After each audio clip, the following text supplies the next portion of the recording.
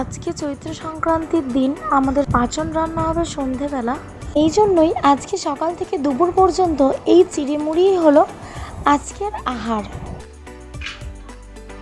তো এটা হচ্ছে পাঁচনের সবজি। আজকে চৈত্র সংক্রান্তি, আমাদের পাঁচন আছে, পাঁচনের সবজি চলো বলি। এটা হচ্ছে থোর, এটা এঁচোড়, এটা হচ্ছে কুমড়োর শাক, এখানে আছে পটল, গাজর, বরবটি আর রাঙা আলু,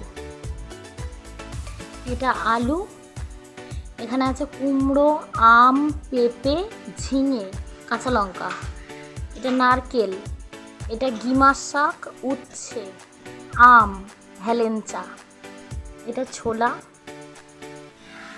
আর এখানে আছে বেগুন, সজনের ডাঁটা, লাউ, কাটোয়ার ডাঁটা, মূলো। তো এই সব সবজি দিয়ে আজকে তৈরি হবে পাঁচন। এটাই আমাদের প্রত্যেকবারে চৈত্র সংক্রান্তির রীতি। আর সকালবেলায় দই চিড়ে মুড়ি খেতে হয়। এটা পাঁচনে দেওয়ার জন্য ডাস্ট করা হবে মশলাটা। ধনে, জিরে, তেজপাতা, শুকনো লঙ্কা সবটা ভেজে নিয়েছি। এবার এটাকে গ্রাইন্ড করে নেব। আদা বাটা, জিরে, শুকনো লঙ্কা ফোড়ন দিয়ে সব সবজি দিয়ে এখন এটাকে স্টিমে দিয়েছি।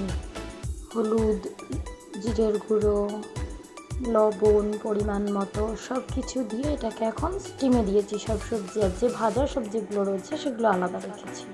ভাজা মশলাটা এখানে ডাস্ট করে রেখে দিয়েছি। এরপর সমস্ত সবজিগুলো যখন হয়ে আসবে তখনই এঁচোড় সিদ্ধ, ডাঁটা সিদ্ধ আর পটল ভাজা, বেগুন ভাজাটা দিয়ে দেবো। দেখো পুরো সবজিটা হয়ে গেছে, জল ছেড়ে দিয়েছে। এরপর আমি এর মধ্যে দিয়ে দিচ্ছি শুকনো খোলায় ভেজে এবং গ্রাইন্ড করে ডাস্ট করে নেওয়া ভাজা মশলাটা। তো তোমরা মনে করলে এতে চিনিও ব্যবহার করতে পারো। এখন এর মধ্যে ফাইনালি দিয়ে দিচ্ছি ঘি। যে যেরকম মিষ্টি পছন্দ করো ঠিক সেই পরিমাণ মতো তোমাকে চিনিটা দিতে হবে। আমি খুব একটা মিষ্টি পছন্দ করি না, তো সেই কারণে আমি চিনির পরিমাণটা খুব অল্পই দিয়েছিলাম। তো এই হলো পাঁচনের ফাইনাল লুক। যত রকম সবজি কেটেছিলাম প্রত্যেকটাই এতে ব্যবহার করা হয়েছে, কোনোটা ভেজে, কোনোটা সিদ্ধ করে এবং ফোড়ন দিয়ে তোমাদের দেখিয়েছি।